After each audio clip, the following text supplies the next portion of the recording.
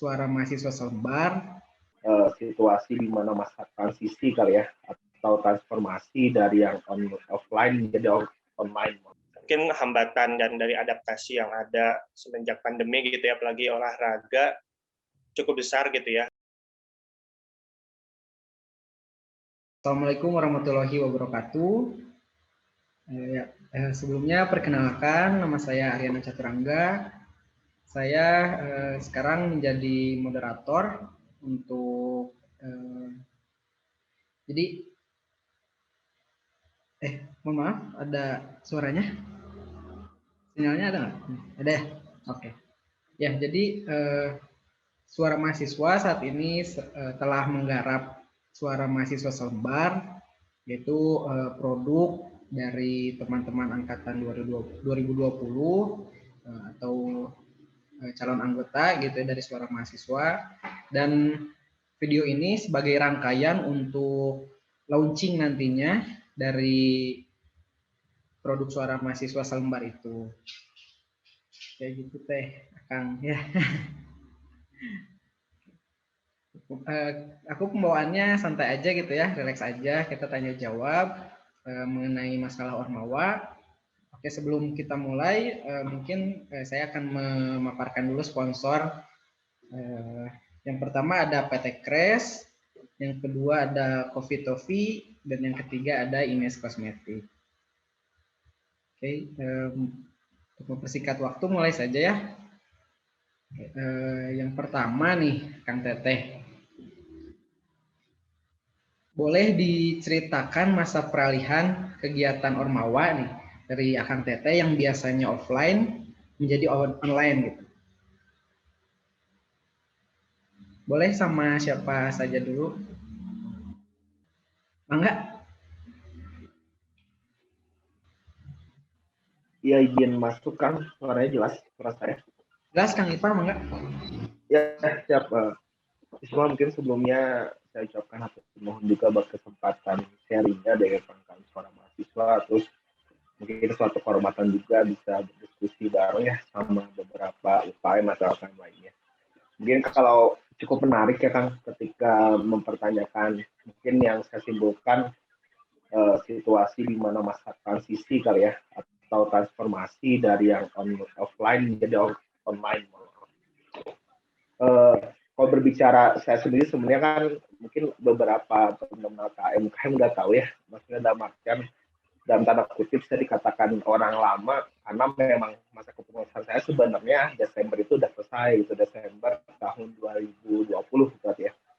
Maksudnya kalau timeline dari protokol itu udah melakukan musyawarah besar dan Januari udah ada kepengurusan yang baru sebelum 2021, tapi ya kembali karena situasi pandemi yang membuat hal ini semuanya berubah gitu, dan pun ini sebenarnya menjadi bukan sejarah sih, ada beberapa mungkin yang saya menarik sejarah di protokoler sebenarnya memang ada yang kepengurusannya satu periode itu 1,5 tahun, tapi memang urgensinya atau landasan latar belakangnya berbeda.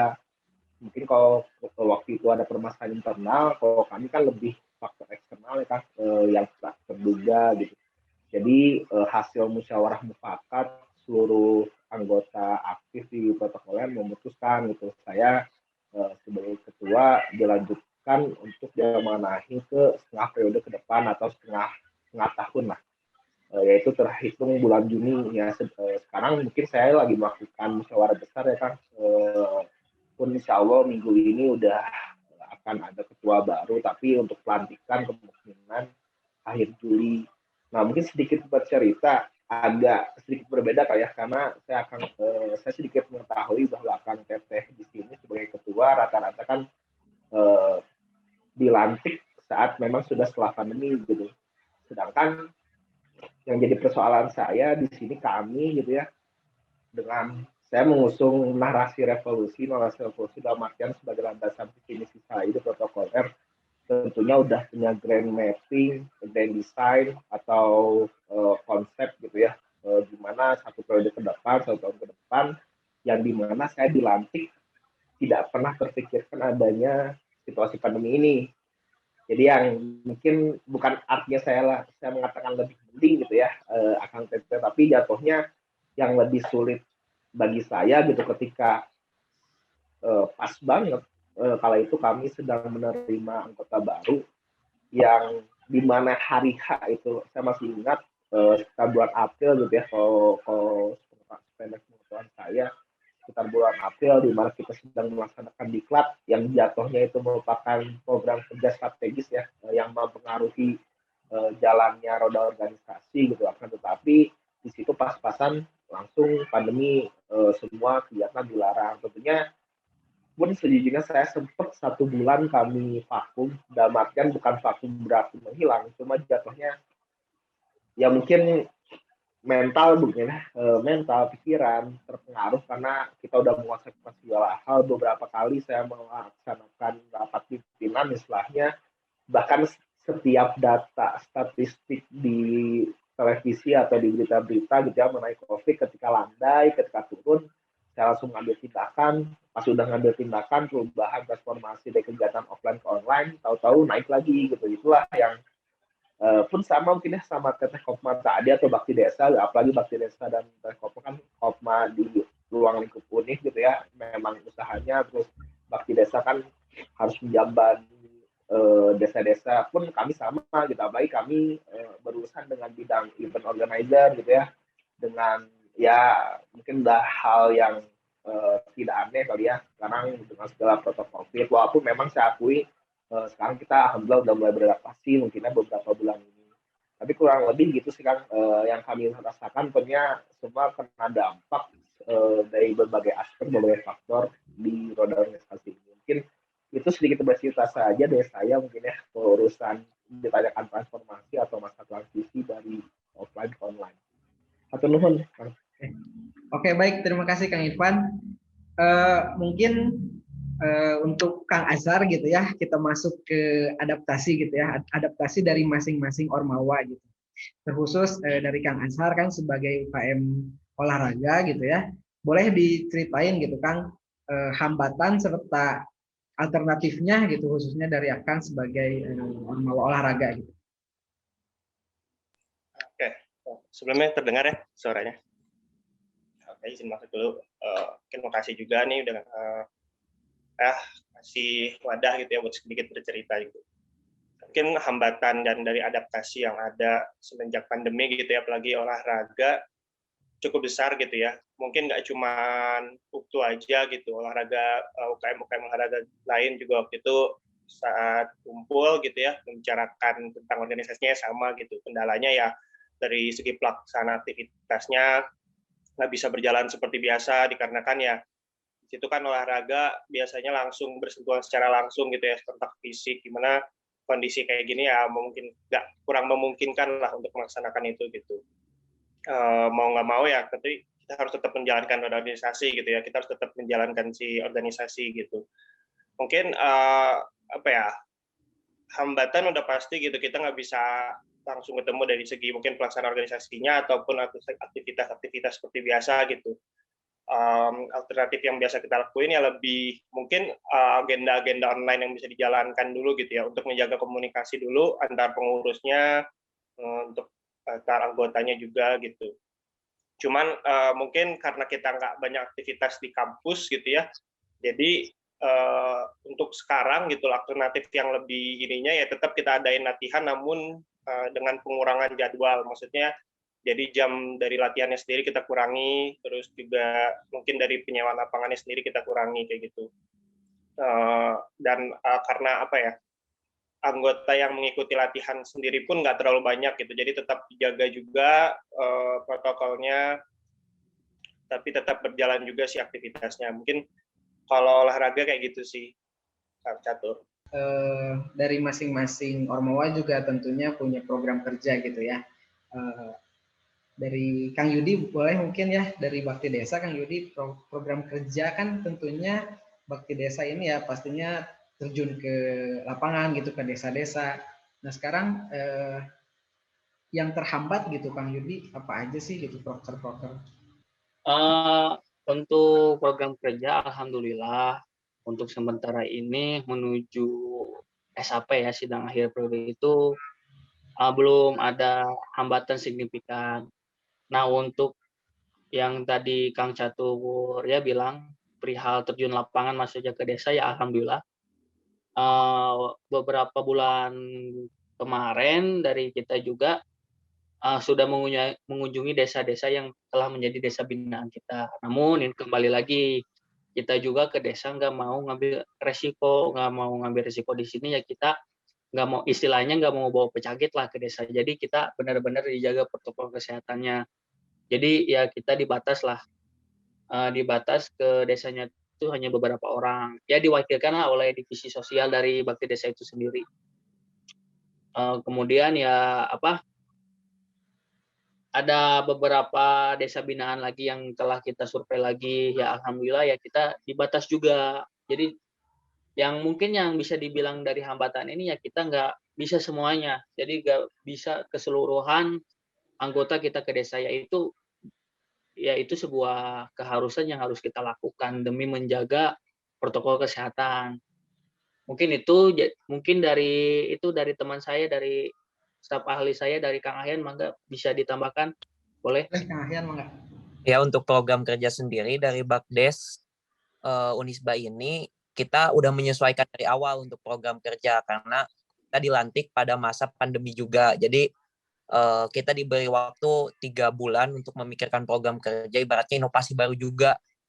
Inovasi baru berbeda dari sebelum-sebelumnya yang biasanya kita mengadakan acara di kampus ataupun di desa. Sekarang kita lebih fokuskan ke internal bakti desanya juga sendiri untuk peningkatan skill ke depannya, agar ketika pengabdian kita udah mempunyai skill yang cukup gitu. Selain itu juga untuk acara-acara di desa kita juga lebih ke mengandalkan digitalnya gitu. Kita mengandalkan sosial media, mengandalkan juga kita buat podcast juga, buat video di YouTube juga, buat nantinya kita sharing ke teman-teman di desa. Alhamdulillahnya juga Bakti Desa punya beberapa kontak dari teman-teman pemuda desa yang kita bina. Jadi kita bisa berkomunikasi dengan baik gitu. Seperti yang dibilang Kang Yudi barusan, kebetulan saya sendiri memegang departemen sosial di bawah saya, di mana teman-teman departemen sosial juga mengadakan beberapa kali kunjungan ke desa, meskipun bukan bukan sesuatu yang besar gitu, bukan hal yang besar atau program yang besar yang kita bawa ke sana, hanya beberapa bantuan dan juga ibaratnya pemahaman dan pembelajaran ke teman-teman di desa. Cuman sedikit banyaknya itu juga menjadi penambah spirit kita di tengah masa pandemi ini yang segalanya terbatas. Mungkin hikmah dari pandemi ini dari Bakti Desa sendiri, kita bisa lebih matang merancang program pengabdian untuk acara selanjutnya gitu. Kita bisa merancang sematang mungkin agar nantinya pengabdian di desa selanjutnya bisa memberikan dampak yang signifikan gitu ke masyarakatnya. Itu aja mungkin yang menjadi nilai plus di pandemi ini, karena mau bagaimanapun kita sebagai manusia pastinya harus bisa beradaptasi dengan hal-hal yang di luar kendali kita. Nah, ini salah satu bentuk adaptasi Bakti Desa adalah dengan pengembangan skill dari teman-teman anggotanya untuk nantinya bisa dibawa ke desa setelah pandemi ini selesai. Karena kalau kita memaksakan diri ke desa seperti yang Tum Yudi bilang barusan, kita tidak ingin mengambil resiko dan malah menjadi bumerang kepada nama baik Bakdes serta Unisba gitu. Bagaimana mahasiswa bergerombol tidak mematuhi prokes, malah membawa penyakit ke desa tersebut gitu. Gitu sih, Kang. Oke, terima kasih banyak Kang Ahyan ya, staf ahli dari Bakdes ya. Selanjutnya mungkin aku mau ke Kang Irfan gitu ya. Kang Irfan, dari protokolnya sendiri untuk open recruitment-nya gitu Kang, itu gimana ya sistem sama kendalanya gitu? Oh ya, ya mungkin kalau berbicara open recruitment kan sebetulnya kami mungkin ya sebagaimana kita tahu ya bahwasannya kalau protokol sendiri saya nggak tahu sih, saya belum dapat info juga yang pola timeline waktunya untuk open recruitment sama kayak kami, karena kalau kami sendiri kan biasanya notabene kan beberapa hampir saya mayoritas ormawa biasanya melakukan open recruitment pada saat setelah persisnya, yaitu setelah ta'aruf, kita kan pengetahuan saya gitu. Mungkin ada beberapa yang sebulan 2 bulan kemudian. Cuma kalau kami memang sedikit berbeda karena ada beberapa persyaratan yang harus dipenuhi gitu, karena hal-hal penilaian akademik ataupun yang lainnya. Jadi tentunya dampaknya kalau kami sendiri, ini kalau menurutnya tanpa adanya pandemi, biasanya kami mengadakannya di semester genap kan. Jadi persisnya itu di bulan Februari biasanya. Kan biasanya harus September, tapi biasanya kami melaksanakan open expo itu di bulan Februari. Nah, mungkin singkat cerita, memang banyak sekali beberapa mahasiswa baru, khususnya setelah taruh kemarin ya, tahun saya kan kita pun sama-sama mempresentasikannya atau istilahnya memperkenalkan akan di situ banyak sekali pesan masuk baik ke akun resmi protokoler ataupun ke akun saya pribadi pun ada beberapa mahasiswa baru yang menanyakan tentang hal kapan open expo dan sebagainya. Tapi qadarullah mungkin kan karena faktor ya mungkin bahasa sederhananya kami baru menerima angkatan baru, setelah itu pas pandemi pun kita hampir 2 bulan 3 bulan pakai, baru terpikirkan tuh inovasinya di kelas secara online yang dampaknya signifikan gitu. Jadi otomatis dengan terpaksa, mungkin biasanya kalau di kamu itu perangkatannya itu bisa 2 kali daftar, dalam artian contoh misal pas jadi maba saya angkatan 2017, semester 2 saya nggak lulus, semester 4 saya bisa melakukan pendaftaran ulang gitu ya. Sedangkan kalau sekarang gitu ya, dengan adanya dampak itu kan gitu, jadi otomatis terdampak ke angkatan 2019. Jadi angkatan 2019 nanti tidak bisa untuk mendaftar kembali. Dan mungkin kalau perihal rekrutmen selanjutnya itu udah di luar kuasa saya atau di luar hak haknya saya gitu kan. Karena kemungkinan besar sih isu yang saya dapat gitu ya, sesuai timeline kita mau mencoba beradaptasi atau mencoba bertransformasi juga mengikuti timeline dari setiap ormawa lainnya. Jadi kebetulan yang biasa kita Februari kemungkinan besar gitu ya September ini gitu ya mengikuti timeline ta'aruf kita akan melaksanakan open recruitment. Tapi tadi dampaknya jadi otomatis angkatan 2019 yang biasanya ada kesempatan 2 kali tidak bisa mendaftar kembali karena memang tadi dampaknya dari pandemi situasi pandemi. Terus kalau pola open recruitment-nya kan mungkin setiap ormawa udah beda-beda ya. Mungkin dari Bakti Desa, dari Kopma atau dari UTU yang di sini atau SM sendiri kan punya pola-pola tersendiri. Kalau kami kan ya kami mengatakan bisa cukup panjang sebenarnya pola open recruitment kami karena ya di satu sisi ada timeline pendaftaran, kedua ada berkas, pengumpulan berkas dengan mungkin saya bisa katakan juga cukup banyak gitu ya berkas harus dilengkapi. Terus di situ kita ada first meet biasanya, setelah first meet ada FGD, forum group discussion, terus ada screening yang polanya ada wawancara atau ujian tulis gitu, baru nanti ada pengumuman dan lain sebagainya. Jadi sebenarnya belum terpikirkan kalau untuk pola open recruitment-nya yang biasanya seperti itu bakal seperti apa. Cuman untuk timeline sih jadinya bulan September dan dampaknya tadi mungkin sekali lagi saya mau perjelas bahwanya angkatan 19 atau angkatan yang notabene setiap angkatan ada kesempatan 2 kali, dampaknya jadi hanya sekali. Jadi gitu sih Kang, kalau kita bicara perihal masalah open recruitment mungkin ya. Gitu. Atau nuhun. Mungkin selanjutnya tentang regulasi dari universitas ini tentang penyelenggaraan kegiatan ormawa di kampus ataupun penggunaan fasilitas gitu. Kalau dari Kopma sendiri untuk masalah masuk kampus atau berkegiatan di kampus sebenarnya sama ya, semuanya nggak ada yang dikhususkan gitu ya untuk Kopma gimana. Cuman kalau misalkan Kopma kan setiap bulannya kita harus ada pengecekan barang ke tempat usaha. Nah, jadi paling lebih ke situ sih, lebih kita sering cuman ya ke sekre atau ke Kopmart gitu, ke fotokopi untuk ngecek barang. Tapi kalau misalkan untuk melakukan aktivitas kegiatan yang berupa event yang menunjang program kerja itu nggak ada sama sekali sih gitu untuk ini dari kampusnya. Dulu sempat sebenarnya mau pinjam Ciburial gitu ya, kampus 2 Ciburial, tapi ternyata tetap nggak diizinkan gitu. Ternyata emang ada beberapa syarat lah gitu yang emang nggak diperbolehkan.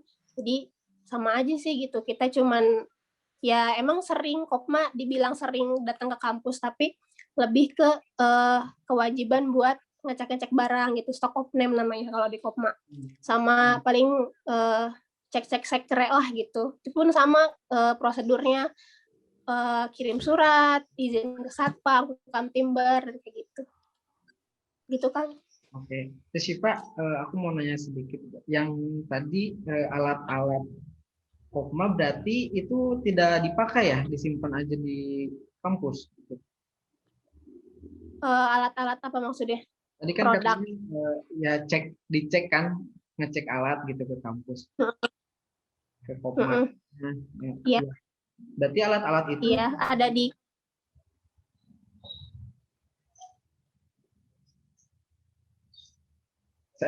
Ya, diulangi teh ya.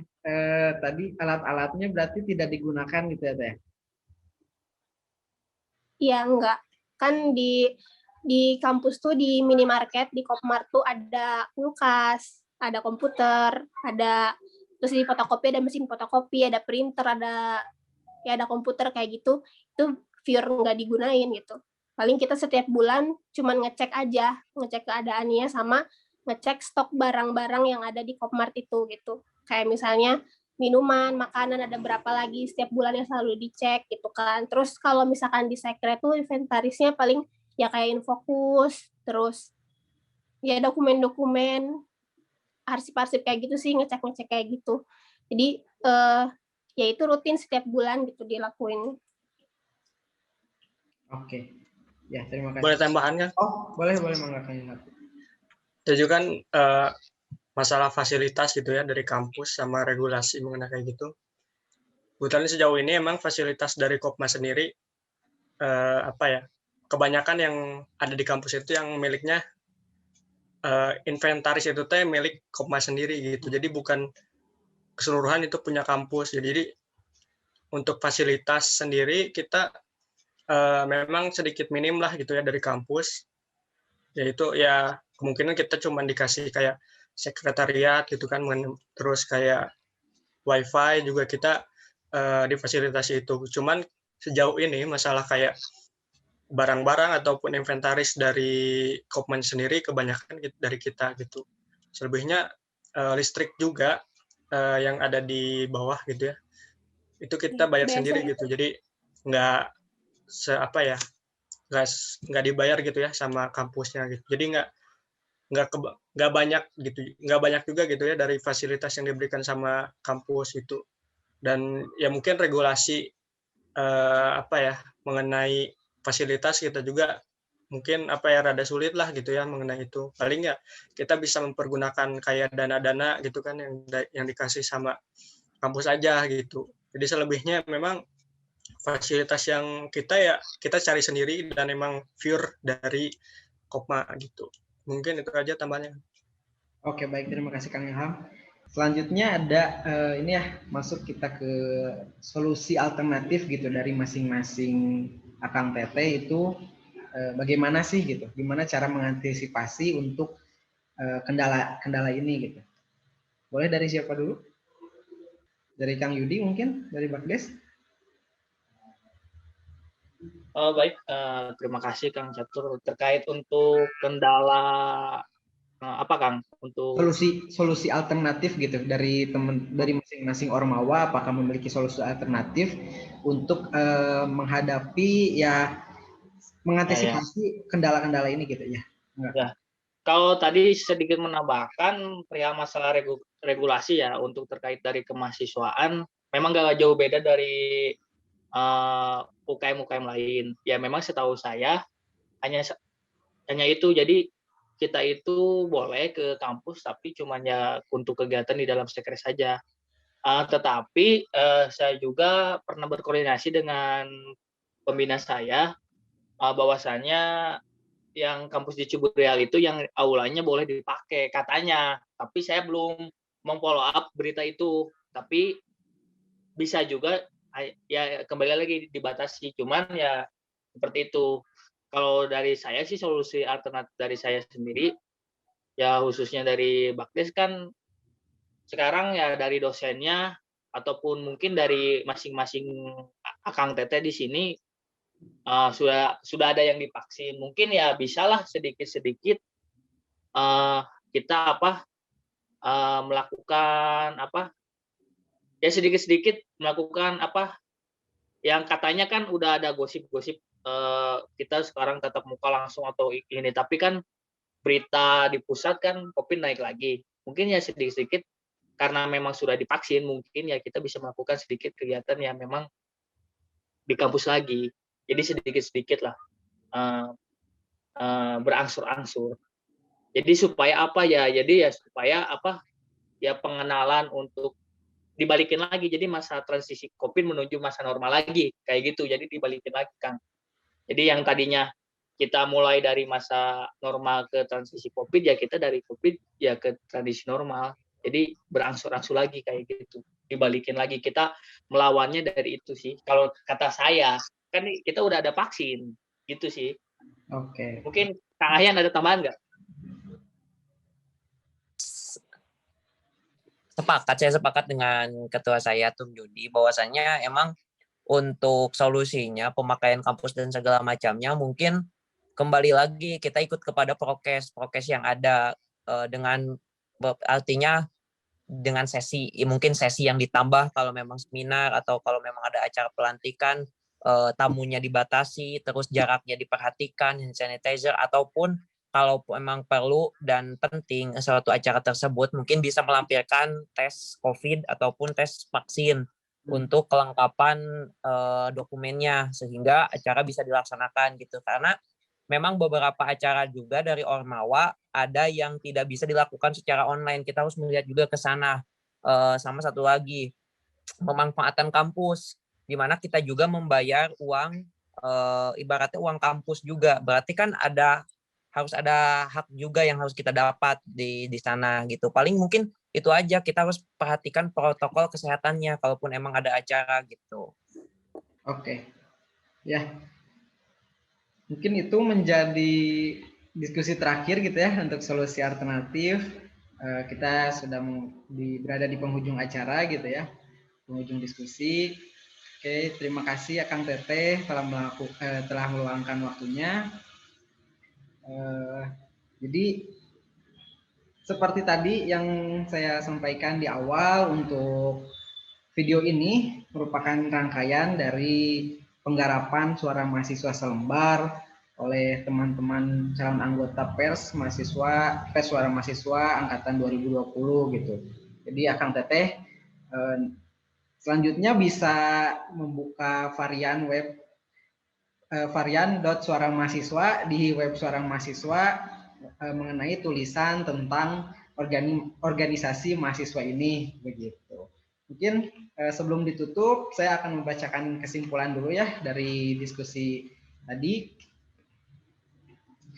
Ya, jadi setelah Akang Teteh bercerita gitu ya mengenai kegiatan Ormawanya yang biasanya offline menjadi online, mungkin di sini struggle-nya sama gitu ya, kendalanya juga sama. Jadi dari masing-masing Ormawa juga melakukan peralihan gitu, adaptasi gitu.